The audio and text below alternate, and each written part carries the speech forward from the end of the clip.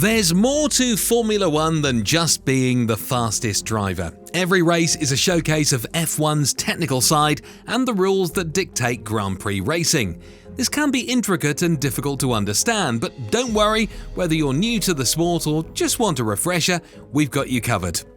Welcome to the world of F1 and the fascinating world of DRS.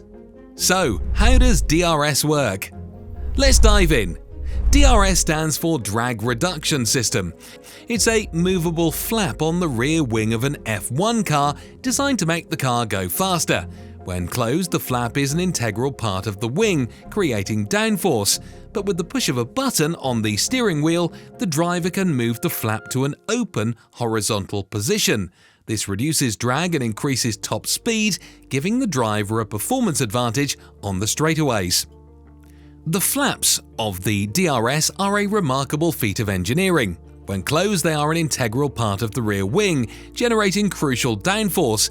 But thanks to a hydraulic actuator, the flaps can be moved to an open position when the driver activates the DRS. It's a precise and swift movement that unleashes the full potential of the car's speed. Now let's talk about airflow. In Formula One, the wings on a race car are designed to create downforce, pushing the car onto the ground for better grip while cornering. The rear wing in particular is curved to accelerate airflow underneath, creating low pressure while high pressure acts on top. This pressure difference forces the airflow upward over the wing, generating downforce. But downforce comes at a cost. It creates air resistance or drag, limiting the car's top speed. That's where DRS comes in. It presents a way to optimize both downforce and top speed by altering the wing's angle of attack. The driver can adjust the balance between downforce and drag. In the corners, the flap provides valuable downforce, enhancing stability. But on the straights, in limited situations, the driver can open the DRS, allowing air to pass through the wing, reducing drag and increasing top speed. But why was DRS introduced in the first place? Well, modern F1 cars produce turbulent air that affects the aerodynamic performance of the car behind. Back in 2010 at the Abu Dhabi season finale, Fernando Alonso couldn't pass the slower Renault of Vitaly Petrov, costing him the championship. That's when DRS was introduced in 2011 to make overtaking more achievable and exciting for fans. So when can a driver use DRS? Well, DRS can be used when a driver is within 1 second of the car ahead. This creates fascinating battles as drivers strive to be within or beyond that 1 second window.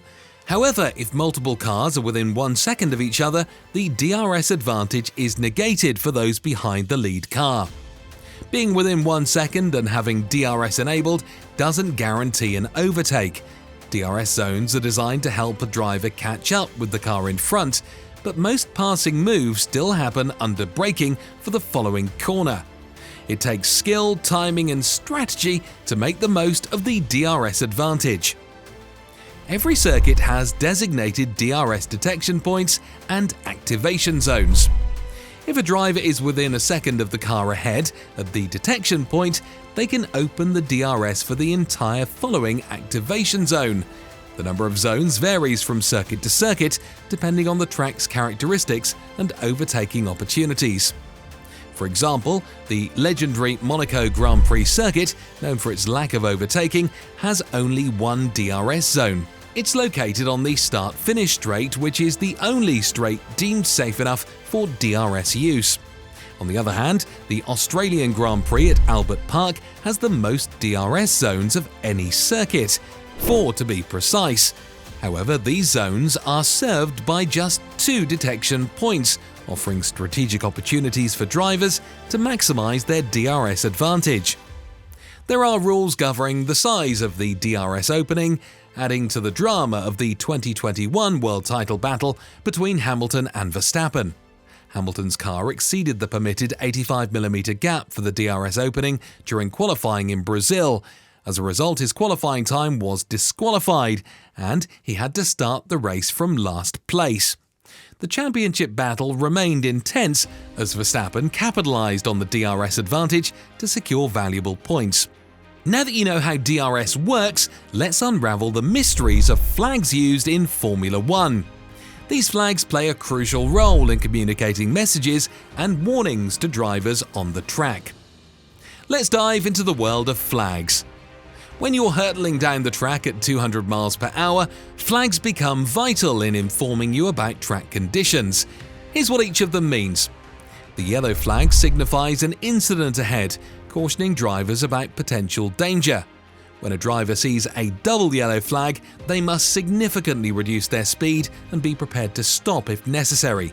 Once the incident is resolved, the green flag is waved, indicating that the track ahead is now clear. The slippery surface flag is used when low grip conditions are observed, usually due to rain or oil on the track. It serves as a warning to drivers to approach with caution. When an incident occurs that stops the session immediately, the red flag is shown. The session is suspended and drivers return to the pits. Races may resume with either a standing restart on the grid or a rolling restart. Talking about the red flag, yeah? Have a moment to stop and hit that subscribe button to never miss any upcoming videos here at DRS. The 2023 Australian Grand Prix had its fair share of red flags.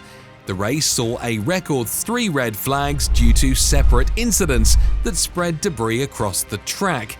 While the first 2 red flags led to standing restarts, the final red flag occurred on the penultimate lap, leaving insufficient time for a third standing start. As a result, the race finished under safety car conditions. Flags aren't only used for track conditions, they also convey important instructions to drivers. Let's take a look at a few of them. The blue flag signals to a driver that a car about to be overtaken by a car that is a lap ahead. The driver must move off the racing line to allow the faster car behind to pass. The white flag indicates a slow-moving vehicle ahead. This flag warns drivers of a car on the track that's moving significantly slower than the others. When a driver sees a black and orange dot flag, it means their car has been deemed unsafe due to damage or a mechanical issue. They must return to the pits for assessment and potential repairs. Lastly, the white and black squared flag signifies the completion of a session or a race. When drivers see this flag, they know it's time to wrap things up. Now that you understand the basics of DRS and flags, let's shed some light on a few more acronyms you're likely to come across in the world of Formula One. DNF, which stands for Did Not Finish, is used to classify drivers who fail to complete a race by more than 3 laps. Similar acronyms include DNS, meaning Did Not Start, and DNQ, which stands for Did Not Qualify. SC represents a safety car, which can either be a Mercedes AMG GT or an Aston Martin Vantage. The safety car is deployed on the track when there's an incident that requires significant time for resolution. It helps maintain safety and control during the race. TD, or Technical Directive, is a clarification issued by F1's regulators, the FIA. These directives help teams understand and interpret the rules more precisely, closing any loopholes that may have been exploited. VSC stands for Virtual Safety Car, which is an alternative to the physical safety car. During a VSC period, drivers must adhere to a set delta lap time displayed on their steering wheels. This helps maintain gaps between drivers without the need for a physical safety car on the track. Congratulations, you're now equipped with the knowledge to fully appreciate the thrilling world of Formula One. We hope this video has provided you with valuable insights and answered your questions about DRS, flags, and F1 acronyms. Remember, Formula One is not just about being the fastest driver. It's a technical masterpiece with intricate rules and fascinating elements like the drag reduction system. So sit back, relax, and enjoy the excitement of an F1 weekend, knowing that you're now a knowledgeable fan of the sport.